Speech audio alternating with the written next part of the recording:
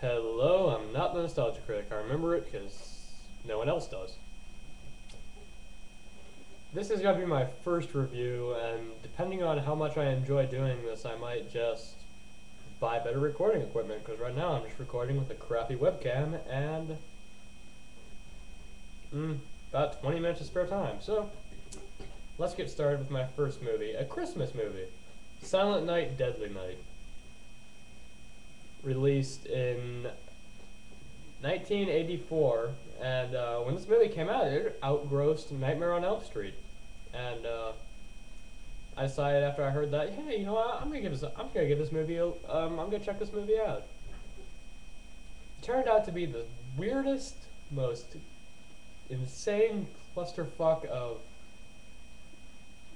random rape and deaths. That's pretty much the entire movie, but I'll go by on the plot and everything. Alright.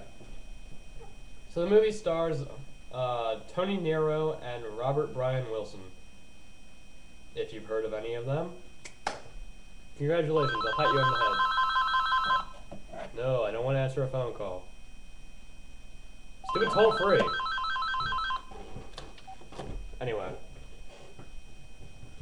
Alright, so 1971, on the Christmas Eve, Billy Chapman, the star of this movie, if you can call him a star, as much as a little innocent kid that ends up getting royally fucked in the head, but whatever. Billy goes with his parents and his brother to go see his grandpa at Christmas for Christmas, because, you know, who doesn't like to go to a mental institution to visit their grandpa?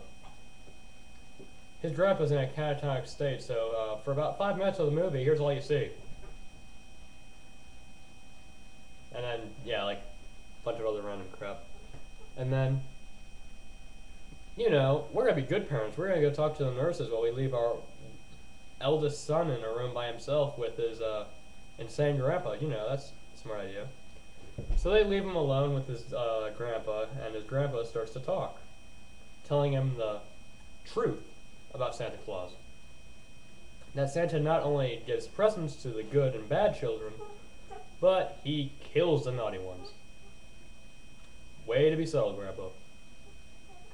And when the parents return, the grandpa goes back into his weird stare, and we never see him again for the rest of the movie, after they leave the hospital. That's really wonderful. He was the best actor in the movie by far, but yeah, whatever. Yeah, he was just one of my favorite actors in the movie, because, not that he was a good actor, but everyone else just sucked. Well, alright. So not far away from there, a man in a Santa Claus suit goes to a convenience store and robs it at gunpoint. The clerk tries to pull a fast one and shoot him, but Santa Claus was just too fast and shot him in the face.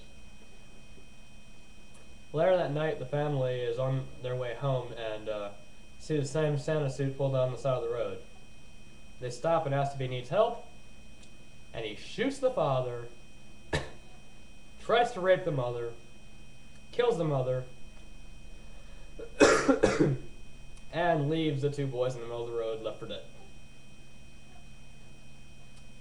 Isn't this movie just giving you all the holiday cheer that you anticipated? Anyway. And yes, since this is a cult movie, you are going to be hearing a lot about sex. This movie has the most sex I've ever you can't even fathom how bad this movie is with that. But thankfully it doesn't show anything too bad. Alright, 3 years pass, and Billy and his brother are both living at St. Mary's Orphanage. It's pretty much an orphanage run by nuns who are, I swear, the biggest bitches in the entire history of movies. Like, seriously. Everyone's assigned to draw pictures. He draws Santa and reindeer, like, in bloody form. Kind of like Pop-Tart Plus's ponies and Phineas and Ferb thing on DeviantArt. Exactly like that. And he gets sent to, the teacher sends him to Mother Superior, who is the queen of the bitches. She sees the drawing and sends Billy to his room as punishment. Sister Margaret, the only nice one of the bunch, actually knows that the boy is haunted by the death of his parents and that he despises the Christmas time. Later on, Billy's allowed to come and leave his room by Sister Margaret, who is the nice one. But on the way, he stops and he sees a couple making love. You know, I should just count how many sex scenes they have in this thing. So far, we're at 2. But then Mother Superior sees it and takes the boy's belt and whips the shit out of him. When she comes back down and sees Billy has left his room, she decides to whip him for pretty much no reason. She tells Billy that punishment is necessary, punishment is good, or whatever. But why the hell do you have to beat the kid? I mean, he's just standing there and you take a belt and you freaking slap him. I mean, it's not punishment, that's just outright being a bitch. But I digress. He comes back, we skip to a few years later. It's now in 1984, the year the movie was made. Billy's now 18 years old and Sister Margaret is trying to get him a job at the local toy store. He meets Mr. Sims, the store owner, who hires him because he looks completely normal and everything. Things go well throughout the entire year until Christmas. Because his co-worker Andy starts yelling at him for no apparent reason, and he claims that Billy was alright, but now he's just being a jackass, and that's really kind of not the problem here, considering, yeah, if I knew my parents got killed by Santa, I would kind of be pissed around Christmas, but I digress.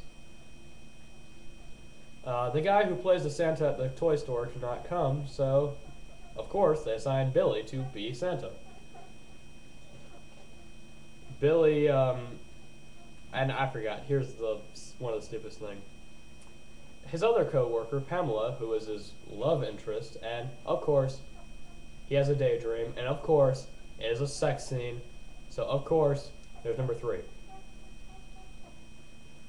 And after the store is closing and they're celebrating the Christmas season, employees only, Billy sees Pamela getting raped by their jackass co-worker, and he finally snaps, thinking that since he's in the Santa suit, he can punish all the naughty children. And by naughty children, that just means anyone who has sex in the movie, so way to go. He hangs Andy, the jackass co-worker, by Christmas lights and kills him. Then he takes a naked Pamela and cuts her open with a knife. I am not joking, you can actually see this in the movie. And then he kills the 2 owners of the toy store and just heads off to some random ass house. Yeah, but Sister Margaret suspected that this would happen, and she went to go check on everyone, but to show up a little too late and just seeing 5 people dead, so way to go. You showed up like 5 minutes late. So now we cut to 2 teenagers who are, guess what? Sex. The girl hears something and opens the door. This movie's actually funny because every time Billy kills someone, he yells, "Punished!" and kills him. So she opens the door. Billy is standing there. He shouts, "Punish!" and then pushes her onto some deer antlers that impales her and kills her. And then he kills the guy as he tries to climb out the window. He throws him out the window and kills him. And then here's the very funny part. A little girl sees him in a Santa Claus outfit. He asks her if she's been naughty or nice. She says she's been very good. He gives her the box cutter that he used to kill Pamela, his co-worker, as a Christmas present. Yep, you give a little girl a bloody box cutter. Yeah, this movie's not good. No. Alright, let's see. 2 kids go alright, and then we skip to police sirens, and we skip to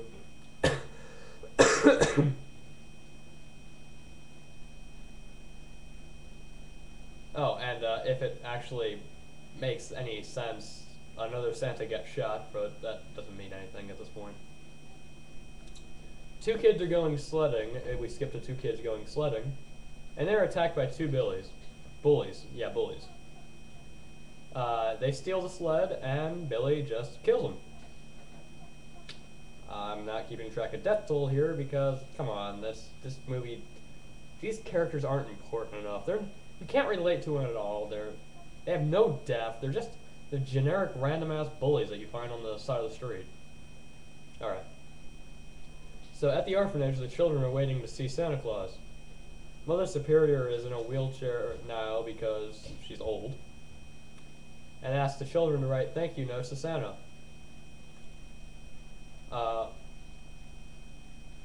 Billy kills a police officer, and after the nuns shoot a deaf man, yes, they shoot a deaf man,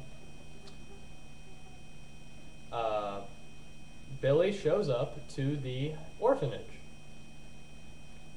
And he has an axe now. He's swinging, he wants to kill people, but then he gets shot once in the foot, or in the leg, by a random ass police officer. And the movie, it ends with Billy's little brother, Ricky, who we haven't seen for pretty much half the movie, looking up at the handicapped bitch's wheelchair and just going, naughty, naughty, naughty. This movie blows. I mean, yes, they had sex like 8 times in the movie. It's like, really, this movie is just it's just a slasher fic. That's all it is. And it's decent for that, I guess, but I mean, if you're looking for deep plot, I mean, the beginning had a little bit of interesting with the character development, but after that, it just got very stale.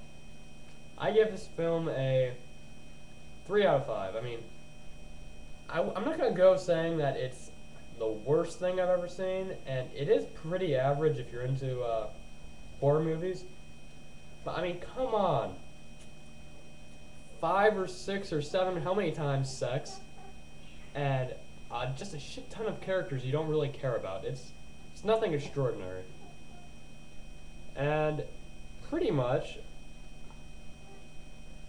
where's Santa? I want that box cutter. I really want that box cutter. I want to go show Billy what I think of this movie. So, I don't know how I'm gonna end this video, but yeah, I'm not the nostalgia critic. I remember it because no one else does.